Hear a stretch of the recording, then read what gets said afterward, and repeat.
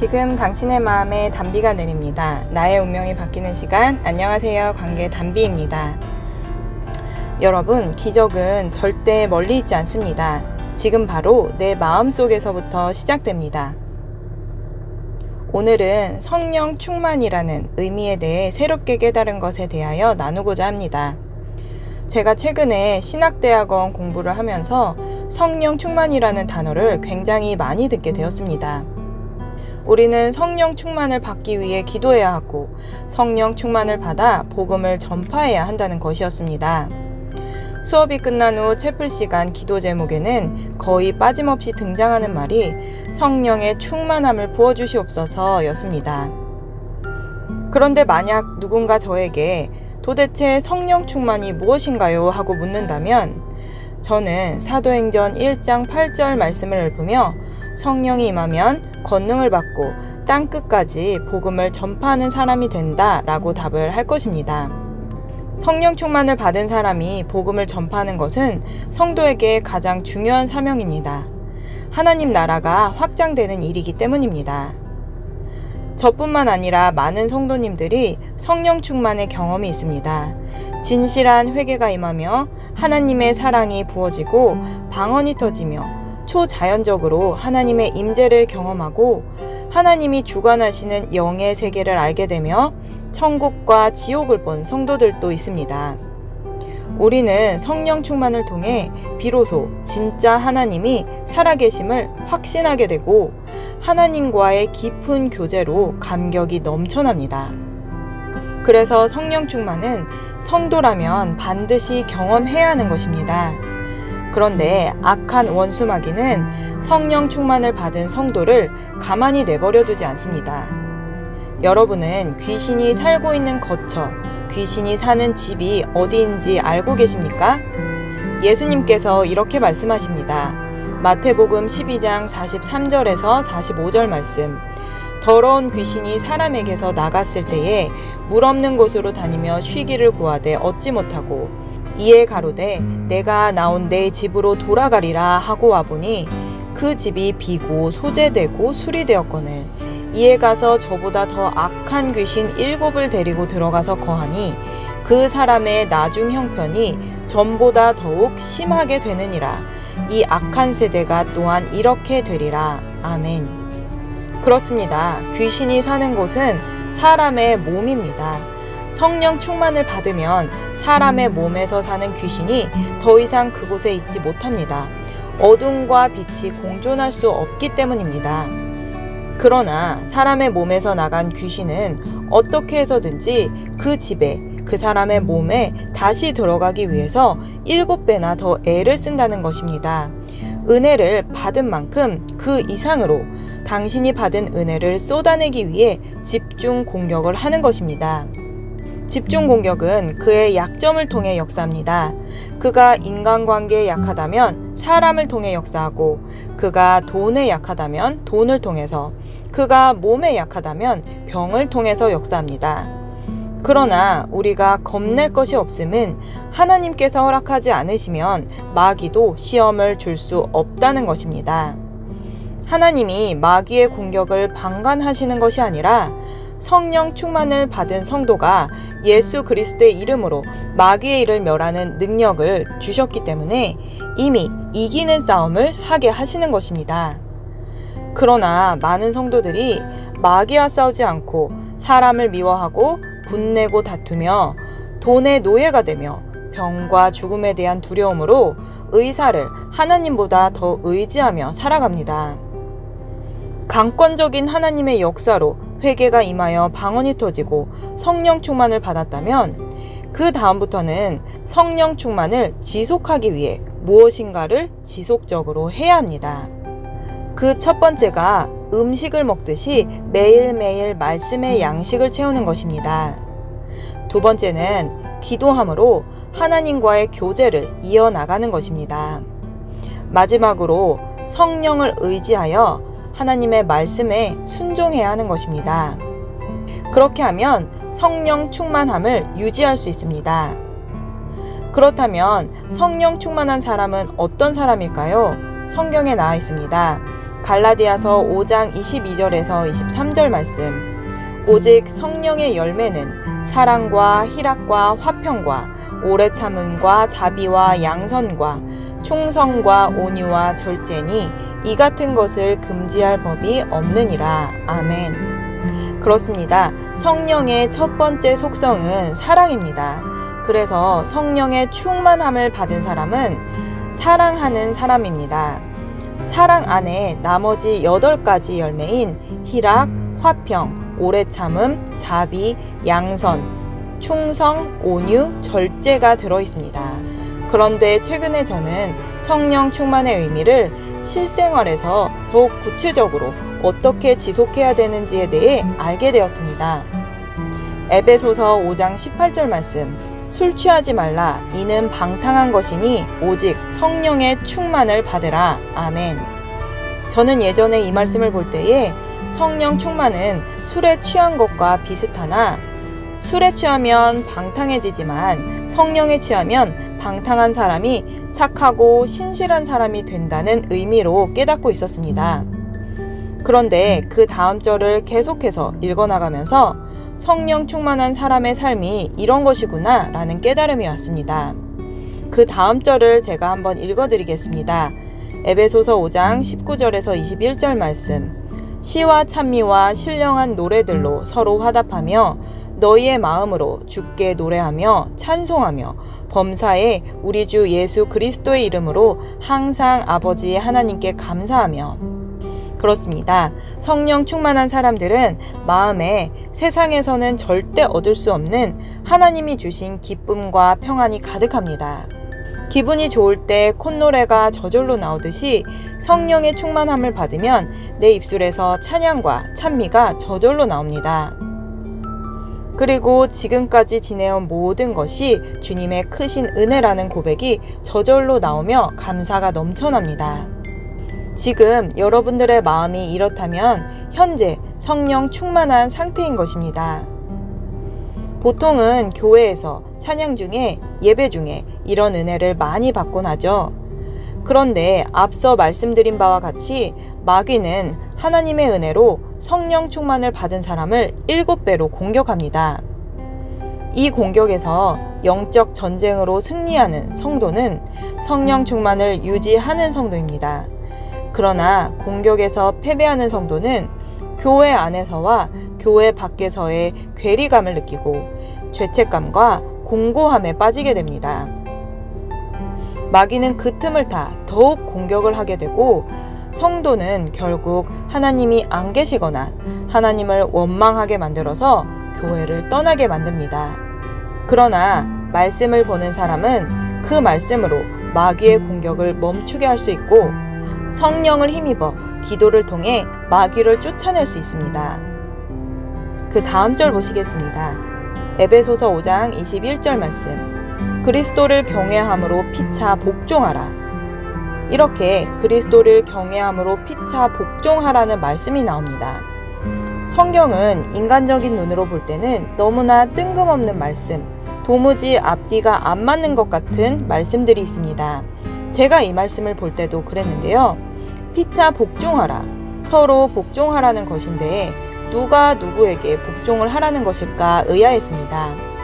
그런데 그 다음 절의 말씀을 통해서 성령 충만을 받은 사람이 정확히 무엇에 복종을 해야 하는지 알게 되었습니다. 에베소서 5장 22절에서 24절 말씀. 아내들이여 자기 남편에게 복종하기를 주께 하듯 하라. 이는 남편이 아내의 머리됨이 그리스도께서 교회의 머리됨과 같음이니 그가 친히 몸의 구주시니라. 그러나 교회가 그리스도에게 하듯 아내들도 범사에 그 남편에게 복종할지니라. 하나님께서는 먼저 아내들에게 말씀하십니다. 자기의 남편에게 복종하라고 하는 것입니다. 교회에서 성령 충만을 받고 난 후 집에 와서는 남편에게 복종하라는 것입니다. 하나님께서는 남편과 아내의 관계가 그리스도와 교회의 관계와 같다고 말씀하십니다. 예수님이 우리 교회의 구주시듯 남편이 아내 몸의 구주라는 것입니다. 저는 이 말씀에 진심으로 아멘 하기까지 참 오랜 시간이 걸렸습니다. 왜냐하면 복종이라는 단어가 저에게는 참 부정적인 단어로 인식되어 있었기 때문입니다. 복종은 갑을 관계, 주인과 노예의 관계에서나 적용되는 단어라고 알고 있었습니다. 그러나 하나님의 말씀은 그렇지 않았습니다. 복종은 하나님과 예수님과 성령님이 서로 사랑하시는 관계 속에서 나온 단어입니다. 삼위 하나님께서는 서로를 너무나 극진히 사랑하셔서 서로가 서로에게 복종하고 계셨습니다. 마치 남녀가 처음에 사랑에 빠졌을 때 그 상대에게 모든 것을 맞춰주는 것처럼 말입니다. 진짜 사랑을 하면 스스로 상대방의 노예가 되기를 자처합니다. 단지 시간이 흘러 그 사랑이 식어졌거나 상처를 입었거나 타락했기 때문에 상대에게 복종하기를 그치고 그 반대로 상대가 내 말대로 해주기를 바라는 것입니다. 그래서 아내가 그 남편을 사랑한다는 증거는 남편에게 복종하는 것입니다. 그러나 하나님이 말씀하시는 복종을 인간적인 복종으로 생각해서는 안 됩니다. 하나님의 말씀 안에서 복종을 해야 하는 것이지 하나님께 불순종을 하면서까지 남편에게 복종하는 것과는 다릅니다. 예를 들겠습니다. 어떤 분이 하나님께 큰 은혜를 받아서 이혼을 할 뻔했던 남편과의 문제가 해결이 되었습니다. 그래서 저는 이제 교회에 나와서 하나님께 감사로 예배를 드리고 함께 신앙생활을 하자고 제안을 했습니다. 그런데 그분은 남편이 교회를 너무나 싫어하기에 나갈 수 없다고 하는 것입니다. 또 어떤 분은 조상에게 제사를 지내는 가정에서 혼자 신앙생활을 하고 계셨습니다. 그런데 그분께서 고백하시기를 시댁 식구들이 모두 모여서 절을 올리는데 혼자만 절을 안 할 수가 없어서 어쩔 수 없이 제사 때마다 절을 한다는 것입니다. 그러면서 남편이 머리이니 아내인 자신이 순종해야지 어쩌겠냐고 하시는 것입니다. 그런데 하나님 말씀에서는 우상에게 절을 하지 말라고 하셨습니다. 이 말씀과 남편에게 복종하라고 하는 말씀이 상충되는 것일까요? 하나님께서 실수하신 것일까요? 그렇지 않습니다. 하나님을 믿고 구하면 하나님께서는 반드시 모든 상황을 선하게 이겨낼 수 있는 지혜를 주십니다. 사무엘상에 나오는 나발의 아내 아비가일은 하나님을 경외하는 여자였습니다. 그런데 다윗에게 악을 행하는 자신의 남편의 뜻에 불복종하고 남편 몰래 목숨을 걸고 다윗과 그 군사들에게 양식을 제공하였습니다. 다윗은 그 여인을 이렇게 칭찬하였습니다. 사무엘상 25장 33절에서 34절 말씀. 다윗이 아비가일에게 이르되 오늘날 너를 보내어 나를 영접케 하신 이스라엘의 하나님 여호와를 찬송할지로다. 또 내 지혜를 칭찬할지며 또 너에게 복이 있을지로다. 오늘날 내가 피를 흘릴 것과 친히 보수하는 것을 네가 막았느니라. 이처럼 남편보다 남편 위에 계시는 하나님을 믿고 복종한 아비가일의 믿음을 보신 하나님은 남편 나발의 생명을 거두어 가시고 과부가 된 아비가일은 다윗의 아내가 되었습니다. 하나님께 복종을 해야 하나님의 방법대로 문제가 해결됩니다. 에베소서 5장 말씀에서 남편에게 복종하라는 말씀은 여자를 남자의 뼈로 만들었으니 그를 몸의 구주로 인정하고 존경하라는 말씀입니다. 그것이 하나님을 섬기는 여자의 가장 기초가 되는 성품이라는 것입니다. 남편에게 복종하지 못하고 남편 위에서 군림하는 아내는 선악과를 먹고 하나님과 같이 된 타락한 존재인 것입니다. 그러므로 성령 충만한 여성은 하나님의 말씀을 믿고 남편에게 복종하는 아내입니다. 그 다음 절을 이어서 보겠습니다. 에베소서 5장 25절, 28절 말씀. 남편들아 아내 사랑하기를 그리스도께서 교회를 사랑하시고 위하여 자신을 주심같이 하라. 이와 같이 남편들도 자기 아내 사랑하기를 제 몸같이 할지니 자기 아내를 사랑하는 자는 자기를 사랑하는 것이라. 아멘. 하나님께서 남편들에게 말씀하십니다. 아내를 사랑하는 것은 곧 그리스도께서 교회를 사랑하시고 위하여 자신을 주심같이 하라는 것입니다. 그리스도께서 영원한 교회를 세우시기 위해 십자가에 못 박혀 죽으신 것 같이 아내를 위해 생명을 바쳐 사랑하라는 것입니다. 저는 남자는 아니지만 이 말씀은 아내가 남편에게 복종하라는 말씀보다도 더 감당하기 힘든 말씀일 것입니다. 그래서 부부가 하나님 말씀대로 사랑하려면 사람의 노력으로는 절대로 이루어지지 않는 것입니다. 오직 예수께서 십자가에서 죽으시고 부활하심으로 주신 생명을 받아야 하는 것입니다. 그래서 세상이 예수라는 이름의 언급 없이 사랑한다고 말하는 것은 100% 거짓입니다. 사랑하면 사랑할수록 말할 수 없는 상처만 깊어지는 아픈 사랑, 가짜 사랑인 것입니다.